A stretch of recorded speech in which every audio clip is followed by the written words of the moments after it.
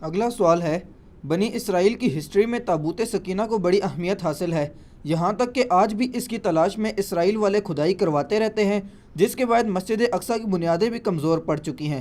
آخر اس تابوت میں کیا خاص چیز ہے جس کی تلاش ہے؟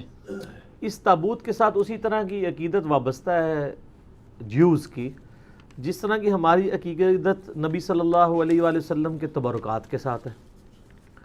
تابوت سکینہ میں سیدنا موسیٰ علی نبینا و علیہ الصلاۃ والسلام اور سیدنا ہارون علی نبینا و علیہ الصلاۃ والسلام کے تبرکات موجود ہیں، یعنی عصا موسوی، یہ جو وہ کلیم کرتے ہیں۔ اسی طریقے سے ان کا جبہ مبارک، تورات کی تختیاں جو اللہ تعالیٰ نے دی تھیں کوہ طور پہ ان کو، وہ یہ کلیم کرتے ہیں یہ ساری چیزیں تابوت سکینہ میں موجود ہیں۔ سکینہ یعنی دل کو سکون دینے والی تابوت، ایک ایسا بکسا بڑا سا جس میں ان کے دل کے سکون والی چیزیں موجود ہیں۔ ہمارے لیے یہ امپورٹنٹ اس لیے بھی ہو جاتا ہے کہ قرآن حکیم میں تابوت سکینہ کا ذکر آیا ہے، تو ظاہر ہے کہ اگر بنی اسرائیل کی ہسٹری کی کسی بات کو قرآن بیان کر رہا ہے اور اس کو منوان اسی امپورٹنس کے ساتھ بیان کر رہا ہے، تو پھر وہ پھینکنے والی بات تو نہیں ہے۔ تابوت سکینہ کا ڈیٹیل ذکر جو ہے وہ آپ کو سورۃ البقرہ کے اندر پارہ نمبر 2 کے بالکل اینڈ میں ملے گا۔ بنی اسرائیل کی ہسٹری کے پوائنٹ آف ویو سے میں آیات آپ کو بتا دیتا ہوں۔ اصل میں بنی اسرائیل کے بارے میں سورہ بنی اسرائیل کے سٹارٹ میں ہے کہ اللہ تعالیٰ نے ان پر 2 عروج اور 2 زوال بھیجے تھے۔ ان کا جو پہلا عروج ہے نا، وہ حضرت طالوت علیہ السلام کے ذریعے ہے، اور اس کے بعد حضرت داؤد علیہ السلام منظر عام پہ آئے، اور پھر ان کے بیٹے سلیمان علیہ السلام۔ ان کی جو پہلی خلافت راشدہ ہے وہ ان 3 بندوں پر مشتمل ہے، حضرت طالوت کے 16 سال، حضرت داؤد کے 40 سال، اور سلیمان علیہ السلام کے بھی 40 سال۔ آلموسٹ آپ سمجھ لیں 100 سال ان کی خلافت راشدہ رہی ہے۔ ان کا وہ پہلا عروج تھا۔ اس پہ میرا مسئلہ نمبر 127A ڈیٹیل سے ریکارڈڈ موجود ہے۔ اس کا آغاز کہاں سے ہوا کہ جو وقت کے پیغمبر تھے سموئیل، ان کا نام قرآن میں نہیں ہے لیکن تورات میں ہمیں ملتا ہے، ان کو بنی اسرائیل نے کہا کہ ہم کافروں کے ہاتھوں پٹ رہے ہیں، آپ ہمارے لیے کوئی ایسا سپہ سالار مقرر کریں کہ اس کے نیچے ہم جہاد کریں اور ہم کافروں سے یروشلم اور شام کی حکومت واپس چھینیں، ہمارے آباء و اجداد کا وہ مسکن ہے۔ یہ پورے کا پورا واقعہ سورۃ البقرہ میں پارہ نمبر 2 کے بالکل آخری 2 صفحے پڑھیں نا، پارہ نمبر 2 کے آخری 2 صفحے، جہاں سے تیسرا پارہ شروع ہوتا ہے اس سے پہلے والے، وہ سٹارٹ اس سے ہوتا ہے۔ اب میں وہ ساری آیات پڑھ کے اگر بیان کروں گا تو آدھا پونا گھنٹہ لگ جائے گا۔ اصل میں جو چیز ہے وہ تابوت سکینہ والی ہے، وہ میں آپ کو بتا دوں گا۔ تو پھر حضرت سموئیل علیہ السلام نے ان کے لیے جو ہے وہ طالوت کو مقرر کیا ان کا سپہ سالار۔ حالانکہ انہوں نے پہلے کہا تھا کہ جب میں سپہ سالار مقرر کروں پھر آپ نے اختلاف نہیں کرنا، وہی ہوا۔ انہوں نے کہا کہ یہ ایک عام سا آدمی ہے، غریب آدمی ہے، اس کا اونچا سٹیٹس نہیں ہے، تو انہوں نے کہا کہ اللہ تعالیٰ نے اسے علم اور جسم میں طاقتور بھی تھا اور علم بھی تھا، تم پہ فوقیت دی ہے۔ اللہ تعالیٰ نے یہ تو نہیں دیکھنا بھی کون اونچی نسل کا ہے، اللہ کے لیے تو سارے برابر ہیں۔ تو اس وقت پھر اللہ تعالیٰ نے وحی کے ذریعے حضرت سموئیل علیہ السلام کو ایک چیز بتائی تھی جس کی وجہ سے بنی اسرائیل کو صبر آ سکتا تھا، اور وہ یہ ہے جب انہوں نے اختلاف کیا، انہوں نے علمی دلائل تو رکھے لیکن یہ کہاں سے یہ لوگ ماننے والے بنی اسرائیل، تو وہ اللہ تعالیٰ نے سورۃ البقرہ کی آیت نمبر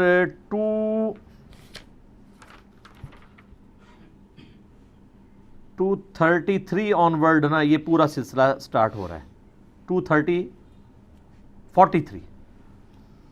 پارہ نمبر 2 کے اینڈ پہ، الم تر الی الذین خرجوا من دیارہم وہم الوف۔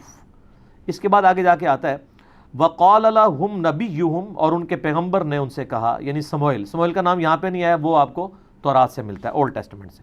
ان اللہ قد بعث لکم طالوت ملکا، کہ بے شک اللہ نے طالوت کو تمہارے لیے بادشاہ مقرر کیا ہے۔ اچھا، اس سے ملوکیت بھی لوگ ثابت کرتے ہیں، اور بھائی طالوت کو بادشاہ اللہ نے مقرر کیا تھا، بنو امیہ اور بنو عباس کے لوگوں کو اللہ نے نہیں مقرر کیا تھا۔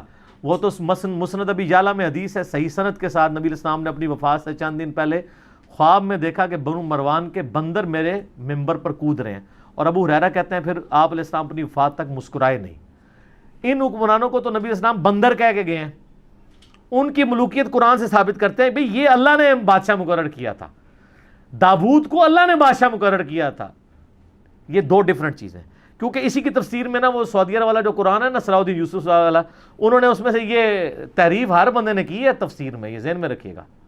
اپنی اپنی نوکری سب نے سیدھی کی ہوئی ہے. اگر بریلویوں نے ڈنڈیاں ماری ہیں تو اہل حدیثوں نے بھی ماری ہیں, دیوبندیوں نے بھی ماری ہیں, شیعہ نے بھی ماری ہے. ہم نہیں مارتے. کیوں؟ کیونکہ نام ہے بابی, نام ہے بابی, میں ہوں مسلم, علمی کتابی.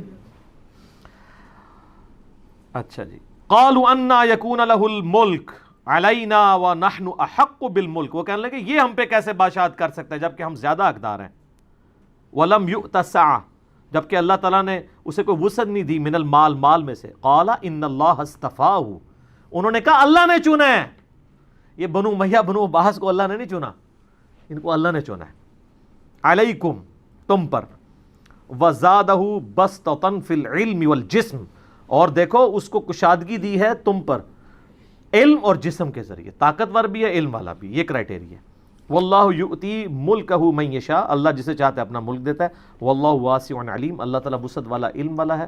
وقال لهم نبیہم, پھر ان کے نبی نے ان سے کہا, ان آیت ملکہ, بے شک اس کی جو حکمرانی کی نشانی یہ ہے, یعنی یہ اللہ کی طرف سے اللہ کی تائید طالوت کو حاصل ہے, اس کی نشانی یہ ہے, این یاتیکم التابوت, کہ تمہارے پاس وہ تابوت آ جائے گا واپس, فیہ سکینہ, جس میں تمہارے لیے دل کا سکون ہے. یہ تابوت سکینہ کا لفظ یہاں سے لیا ہے, من ربکم, تمہاری طرف, تمہارے رب کی طرف سے.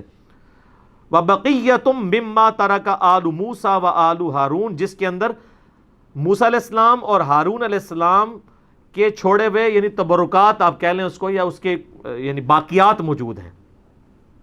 تحملہ الملائکہ, اس کو اٹھائے ہوئے آئیں گے فرشتے. ان فی ذلک لآیۃ لکم ان کنتم مؤمنین, اس میں اللہ تعالیٰ کی طرف سے تمہارے لیے نشانی ہوگی اگر تم واقعی سچے ایمان لانے والے ہو. کہ یہ جسٹیفائی کر دے گا, وہ تابوت سکینہ ان سے چھین چکا تھا, کیونکہ کافروں نے جب ان پہ قبضہ کیا وہ تابوت بھی ساتھ اٹھا کے لے گئے. ان کا انہوں نے اتنا سنبھال کے رکھا ہے وہ قیمتی چیز ہے. جس طرح آپ کا وہ کہتے ہیں نالائن شریف چوری ہو گئے بادشاہی مسجد سے, 14-15 سال ہو چکے ہیں, تو وہ اٹھا کے لے گئے. اب اللہ تعالیٰ نے نشانی ظاہر کرنی تھی, تو وہاں پہ اللہ کا کرنا کیا ہوا, یہ آپ کو ڈیٹیلز پھر اسرائیلی روایتوں میں ملیں گے. وہاں پہ کافروں کے ہاں طاعون کا مرض, پلیگ کی وبا پھیل گئی, طاعون کی, اس میں لاکھوں لوگ مرتے تھے. تو ان کو ان کے بڑے بزرگوں نے, نجومیوں نے, انہوں نے کہا کہ یار یہ جو تم لوگ تابوت اٹھا کے لے آئے ہو نا, اس کی نوست پڑی ہے تم پہ, تو اس کو تابوت کو نا اس سے جان چھڑاؤ, یہ اس کی وجہ سے یہاں پہ طاعون کا مرض پھیلا ہے. تو انہوں نے ایک بڑا سا گڈھا لیا, اس کے آگے 2 بڑے بیل باندھے, اس پہ وہ بڑا سا وہ تابوت رکھا. اور یہ 10 کمانڈمنٹس فلم بنی ہوئی ہے ہالی ووڈ کی, انہوں نے اس میں فلمائی ہوئی چیزیں, اس کے اوپر انہوں نے اس کو لاد کے ہانک دیا. اور وہ جناب وہ اب بیلوں کو ساتھ انہوں نے بندہ شندہ اٹیچ کر دیا. بعد میں وہ بیل بھی انہوں نے چھڑوا کے ایک جگہ پہ اس کو کر دیا. اب واللہ عالم وہ یعنی فرشتے ہی ان بیلوں کو ہانک کے اس طرف لے کے آئے. بل قرآن تو کہتے ہیں نا فرشتے اٹھائے ہوئے لائیں گے, این ممکن ہے کہ یعنی فرشتے اس کو ہانک کے لائیں, فزیکلی فرشتے نہ ان کو نظر آئے ہوں, کیونکہ وہ تو بنی اسرائیل ہمیشہ کہتے تھے ہم نے فرشتے دیکھنے ہیں, فرشتے انہوں نے دیکھے. بلکہ نشانی ظاہر ہوئی کہ وہ تابوت سکینہ ان کے پاس واپس آ گیا, ان کو یقین آ گیا اچھا اب ہمارے پاس تبرک آ گیا, اونٹتے اسی جنگ جیتی گئی. پہلے تو وہ ڈرپوک ہوئے تھے, ویسے بعد میں بھی ڈرپوک ہی رہے, صرف 313 لوگ ہی ساتھ رہے, بخاری میں آتا ہے صرف 300+ لوگ. ہمارے غزوہ بدر میں بھی صحابہ کرام کی تعداد 313 تھی, اور ان کے غزوہ بدر میں جو طالوت اور جالوت کی جنگ ہوئی تھی, تو اب یہ طالوت کے مقابلے پہ جالوت فوج لے کے آیا. آپ کو تورات میں گولیت اس کا انگلش میں نام ملے گا, جالوت. اتنا اونچا اس کا قد تھا, باقی بنی اسرائیل کے فوجی تو بمشکل اس کی پنڈلیوں تک آتے تھے, اتنا اس کا قد تھا. پورے جسم پہ زرہ پہنی ہوئی ہوتی تھی اس نے, اور صرف ایک آنکھ اس کی ہوتی تھی جو ننگی ہوتی تھی دیکھنے کے لیے, باقی پورے جسم پہ لویا. آپ اس پہ تلوار کیا چلائیں گے, وہ تو ہاتھ سے پکڑ کے فوجی بار پھینک دیتا تھا, اتنا طاقتور تھا. تو حضرت داؤد علیہ السلام اس وقت ان کی عمر ہارڈلی 16-17 سال تھی. یہ گڈریے تھے, یعنی بھیڑ بکریاں پالا کرتے تھے. بچپن سے چونکہ ان کا یہ ایک ذریعہ تھا, ان کے پاس ایک گوپیا ہوتا تھا, یہ ساری ڈیٹیل آپ کو تورات میں اسرائیلی روایتوں میں ملے گی. گوپیا اس طرح ہوتا تھا کہ جیسے آپ یہ گلیل ہوتی ہے نا، اس میں آپ یوں پھینکتے ہیں. ایک گوپیا ہوتا ہے کہ آپ ایک چمڑے کا ایک سمجھ لیں دستانہ بنا ہوا، جس کے دوسرے اینڈ کے اوپر ایک رسی، اس میں وہ پتھر ڈال کے نا اس دستانے کو یوں گھماتے تھے نا، پر یوں کر کے پھینکتے تھے نا، تو ان کا نشانہ اتنا پکا تھا کہ وہ شیروں کے جبڑے توڑ دیتے تھے اپنی بکریوں کی حفاظت کرنے کے لیے. شیروں کا شکار کرتے تھے. حضرت داؤد علیہ السلام 16 سال عمر تھی. اچھا، تو اب ظاہر مسلمان خوف کھا گئے اتنی بڑی بلا سامنے دیکھ کے. تو حضرت داؤد علیہ السلام نے کہا اس کو میں قابو کروں گا. حضرت داؤد علیہ السلام ایک اونچے مقام پہ کسی پہاڑی یا کوئی ٹیلا تھا اس پہ چڑھ گئے اور انہوں نے اپنا گوپیا یوں گھمایا. آپ نشانہ دیکھیں وہ ایک ہی آنکھ کھلی ہوئی تھی، اس آنکھ سے اس کے دماغ کے اندر وہ چلا گیا اور وہ گولیت وہیں پہ مر گیا. جالوت، یہ قرآن میں اس کا ذکر بھی ہے نا، وہ جیسے ہی مرا تو وہ کانفیڈنس لوز، بلکہ اس میں الفاظ بھی ہیں تورات میں. حضرت داؤد علیہ السلام نے کہا اس نامختون کو میں دیکھتا ہوں. یعنی بنی اسرائیل جو ہے نا، وہ جو جنٹائلز ہیں نا ادر دین بنی اسرائیل، ان کو نامختون کہتے تھے. یہ ختنے نہیں کرواتے، ہم ابراہیمی ہیں، ہم ختنے کرواتے ہیں. تو کافروں کو نامختون کہتے تھے. کہتے میں اس نامختون کو دیکھتا ہوں. پھر اس میں اب آپ دیکھیں نا، اس میں اللہ تعالیٰ نے ذکر بھی کیا ہے نا، انہی آیات میں آگے چل کے آتا ہے کہ اللہ تبارک و تعالیٰ نے کس طریقے سے وَقَتَلَ دَاوُودَ جالوت، قتل کر دیا داود نے جالوت کو. وَآتَاهُ اللَّهُ الْمُلْكَ وَالْحِكْمَةَ، تو اللہ نے ان کو بادشاہت اور حکمت. وَعَلَّمَهُ مِمَّا يَشَاءُ، اور اپنے علم میں سے جو چاہا سکھا دیا. یعنی پھر حضرت داؤد علیہ السلام منظر عام پہ آ گئے. وہ تو پھر سمجھ لیں آپ مین آف دا میچ قرار پائے نا اس پوری جنگ کے. تو پھر حضرت جو طالوت تھے، جو آرمی چیف تھے، انہوں نے اپنی بیٹی کی شادی کر دی حضرت داود کے ساتھ.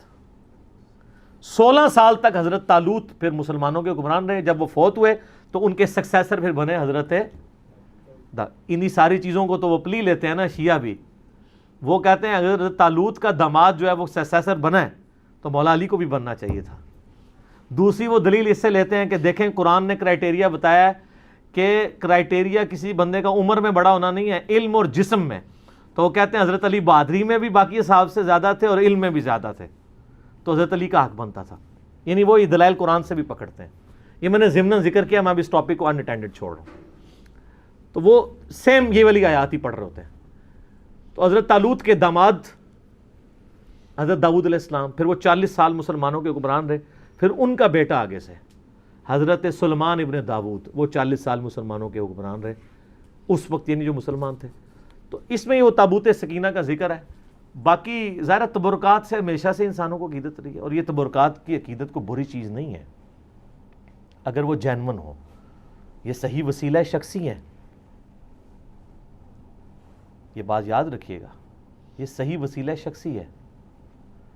صحیح بخاری کے اندر حدیث ہے نا کہ ام سلمہ کے پاس کچھ اصحاب آئے تو انہوں نے ان کے پاس آبزرو کیا کہ محلے والے ان کے پاس برتن پانی کے بھیجتے ہیں.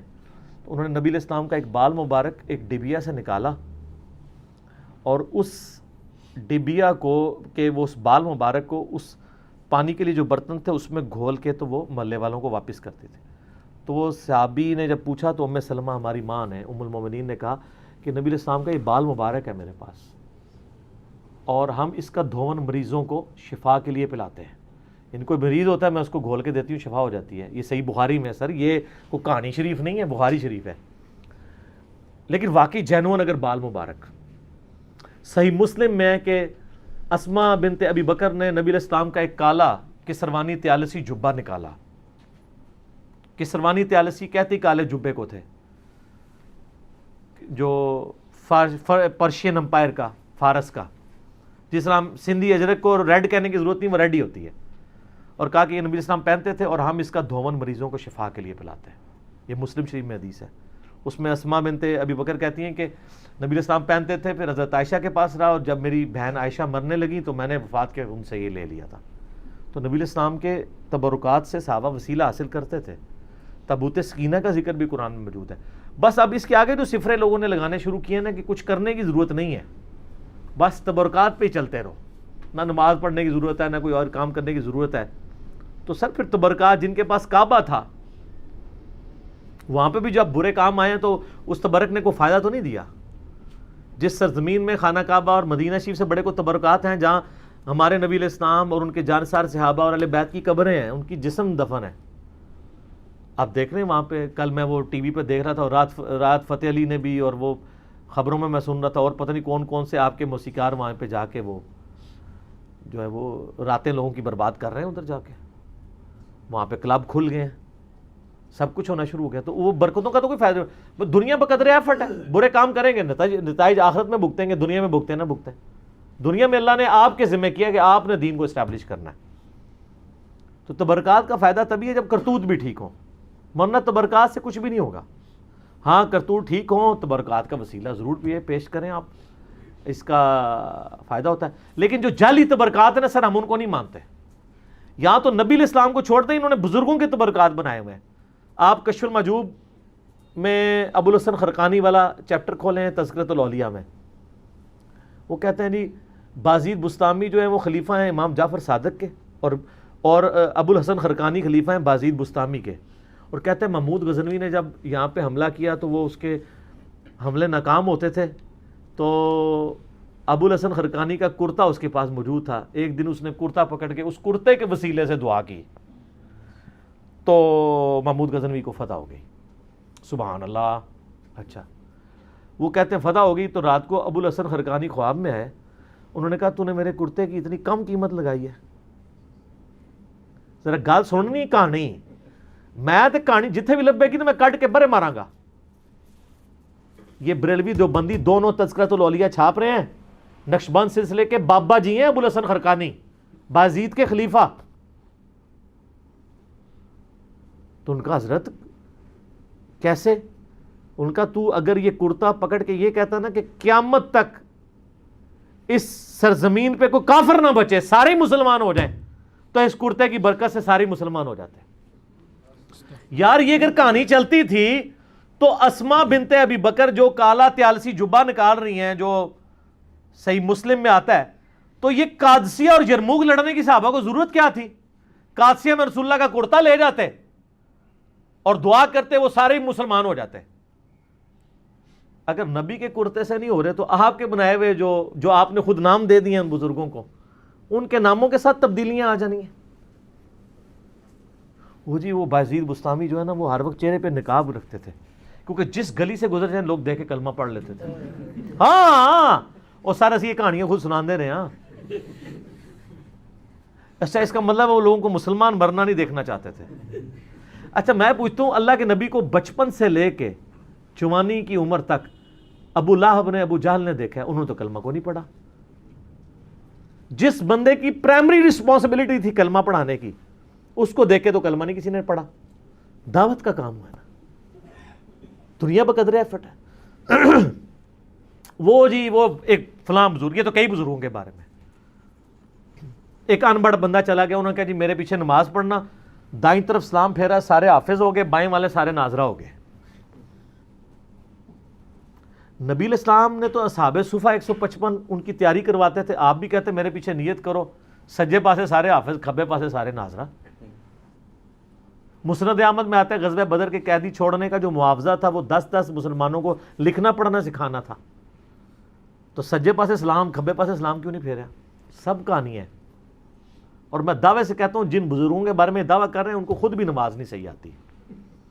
میں نے کئی لوگوں کی نماز سنی ہے، نماز تجوید کے ساتھ یہ لوگ نہیں جانتے ہیں. میں نے ایک پیر کی نماز سنی، 60 سال عمر، اس کے کئی مرید، السلام علیکہ ایھا النبی، وہ پڑھ رہا تھا، بچپن میں یاد کی ہوئی چل رہا ہے. ابھی تو میں وہ عین، ذال، ضاد، حا، خا، وہ اس کے فرق کی تو بات ہی نہیں کر رہا. وہ تو کسی پیر نو آندہ ہی نہیں، نہ وہ تو کسی مرید نو آندہ ہے. میرے پاس کئی لوگ ہیں ہمارے حضرت صاحب کے بیعت ہوں، میں نے کہا آپ کے حضرت صاحب مجھے نماز تجوید سے سکھا دینا، نماز تجوید سے سنا دیں جو خود پڑھتے ہیں، اور صبح شام کے نبی علیہ السلام کے اذکار اور فرض نماز کے بعد کے اذکار زبانی نہیں، دیکھ کے پڑھ کے بتا دیں. اٹکنا نہیں ہے. ترجمہ تو میں نے نہیں سننا، ترجمہ تو بالکل ہی نہیں آتا ہوگا. ویسے تو ترجمہ بھی سننا چاہیے، کیونکہ ان کا تو دعویٰ ہے کہ ہم رسول اللہ تک پہنچے ہوئے ہیں، تو ان کو پتا ہوگا یہ کیا دعائیں مانگ رہے ہیں. یہ عربی نہیں صحیح پڑھ سکتے، پرونونس نہیں کر سکتے. میں ترجمے والی بات ہی نہیں کرتا، ترجمے والا مسئلہ کوئی اتنا بڑا نہیں ہے، اتنی عربی ایک مسلمان کو سیکھنی چاہیے پروناؤنس صحیح کر سکے۔ مطلب تو ظاہر علماء نے اتنی محنت کی ہے، آپ جتنی مرضی کر لیں، ایک بریلوی جتنا بڑا مرضی عالم ہو وہ یہ دعویٰ کر سکتا ہے کہ میں قرآن کا ترجمہ احمد صاحب بریلوی سے بہتر کر سکتا ہوں، بتائیں؟ تو پھر ٹھیک ہے، احمد صاحب بریلوی نے ترجمہ کیا، آپ پڑھیں۔ مجھے کہتے ہیں لوگوں کو جو ہے عربی سیکھنے سے روکتا ہے، میں کب روکتا ہوں؟ میں کہتا ہوں عربی ضرور سیکھیں، لیکن الٹیمیٹلی جب آپ عربی سیکھ کے ترجمہ کریں گے بھی نا، آپ کے ترجمے کو کسی نے نہیں ماننا، تو آپ دوبارہ سے ویل انوینٹ نہ کریں، پہیہ ایجاد نہ کریں، پہیے بک رہے ہیں آپ لیں۔